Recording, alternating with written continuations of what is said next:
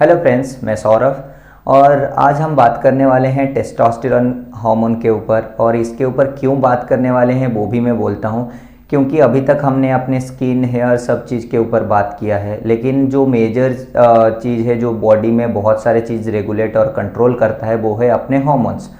तो अपने हार्मोन्स अगर सही रहेंगे तो बाकी चीज़ अब इफ़ेक्ट करना अपने बॉडी में बहुत ईजी हो जाएगा। इसके लिए जो मेल सेक्स हार्मोन है टेस्टोस्टेरोन, उसके ऊपर बात करना ज़रूरी है और कैसे अपनी टेस्टोस्टेरोन लेवल ऑटोमेटिकली नेचुरली हम ग्रो करें बॉडी में, वो भी आज बात करेंगे। तो अभी आते हैं टेस्टोस्टेरोन हार्मोन के ऊपर। ये हार्मोन क्यों इम्पोर्टेंट है वो पहले जानते हैं, उसके बाद जानेंगे कि इसको कैसे बढ़ाया जाए बॉडी में। ये इसीलिए इम्पोर्टेंट है, बहुत लोगों को आपने सुना होगा कि वो लोग डेली जिम जाते हैं लेकिन फिर भी उनकी मसल ग्रोथ नहीं होती। वो बहुत दिनों तक जिम जाने के बाद भी बोलते हैं कि उनका जितना मसल ग्रोथ होना चाहिए उतना नहीं हो रहा है। मे भी हो सकता है उनके बॉडी में ये हार्मोन के लेवल कम होने के वजह से उनकी मसल ग्रोथ उतना नहीं हो रहा है। इसके लिए मसल ग्रोथ और अपनी बोन डेंसिटी और जल्दी हेयर ग्रो करने के लिए भी टेस्टोस्टेरोन बहुत हेल्प करता है। इसीलिए हेयर ग्रोथ के लिए भी टेस्टोस्टेरोन अपने बॉडी में ज़्यादा रहना ज़रूरी है। और नेक्स्ट जो फ़ायदे हैं इसमें, और भी इसमें फ़ायदे हैं, जैसे लोग बहुत लो एनर्जी फील करते हैं। बहुत लोग सुबह ही बहुत लो एनर्जी फील कर लेते हैं कि उनको एनर्जेटिक नहीं लगता। उसका रीज़न है कि अपने बॉडी में टेस्टोस्टेरोन की लेवल कम रहता है तो अपनी एनर्जी लेवल भी कम रहता है। तो अभी इसको कैसे नेचुरली ग्रो करें, क्योंकि इसको एक्सटर्नली भी इंजेक्ट करते हैं कुछ लोग, लेकिन एक्सटर्नली अगर हम बॉडी में टेस्टोस्टेरोन इंजेक्ट करेंगे उसका साइड इफ़ेक्ट ये है कि अपनी बॉडी जो नेचुरली सिक्रेट करती है वो बंद कर देगी, क्योंकि बॉडी को ये लगेगा कि ये एक्सटर्नली ये चीज़ें मिलनी चालू हो गए, तो इसलिए बॉडी अपनी टेस्टोस्टेरोन प्रोडक्शन ही बंद कर देगी और कम कर देगी, जिसके वजह से हमें कंटिन्यूसली उसके ऊपर डिपेंड रहना पड़ेगा। और कंटिन्यूस हम अगर एक्सटर्नल चीज़ों पे डिपेंड करते हैं तो बहुत सारे साइड इफ़ेक्ट्स हमारे बॉडी में दिखाई देते हैं। तो इसके लिए बेटर ये है कि नेचुरली हम बॉडी में टेस्टोस्टेरोन की लेवल अपनी बढ़ाएं।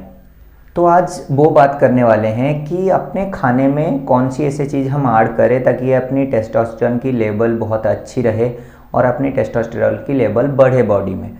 तो इसके लिए हमें जाननी ये पड़ेगी कि कौन सी चीज़ है जो कि टेस्टोस्टेरोन में हेल्प करती है।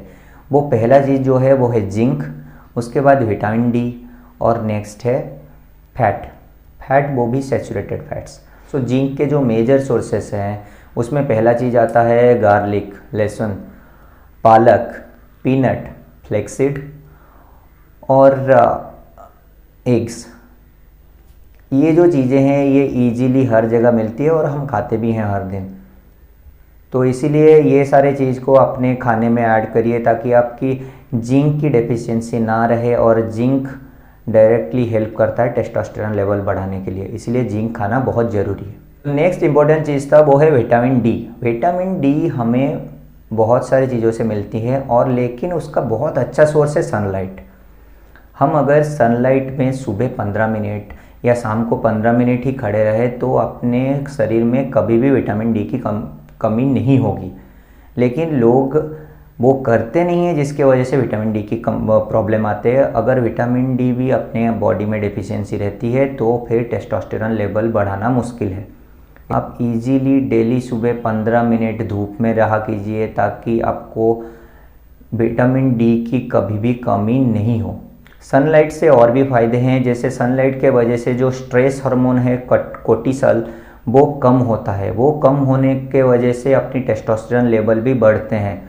तो इसके वजह से हमें सनलाइट में एटलीस्ट 15 मिनट बितानी चाहिए डेली। इसके अलावा अगर फूड प्रोडक्ट्स की बात करें तो फूड प्रोडक्ट्स में मशरूम खा सकते हैं, एग्स खा सकते हैं, मिल्क ले सकते हैं, जो कि हमारी विटामिन डी की प्रॉब्लम सॉल्व कर सकती है। जो नेक्स्ट चीज़ टेस्टोस्टेरोन बूस्ट करने में काम आती है वो है saturated fats.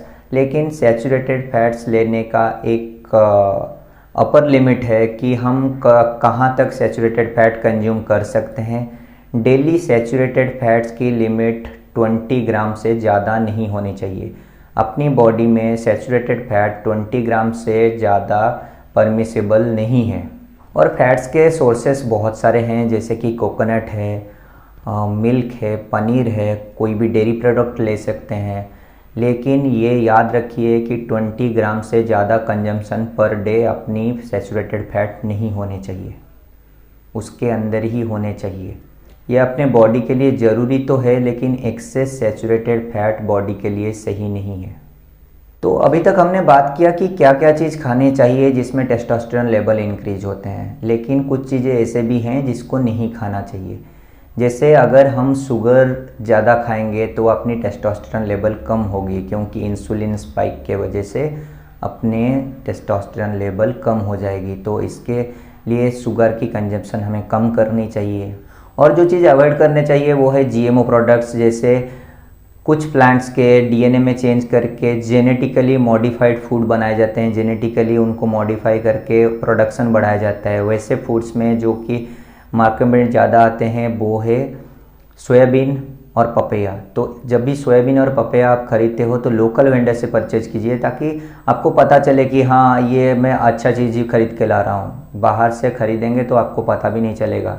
Thank you friends, आज के लिए इतना ही। फिर मिलते हैं नए वीडियो में। इसका और एक भी पार्ट आने वाला है जिसमें ये बताऊंगा कि कौन से एक्सरसाइज है जो कि हमें डेली करना चाहिए अपने टेस्टोस्टेरोन लेवल बढ़ाने के लिए। Thank you.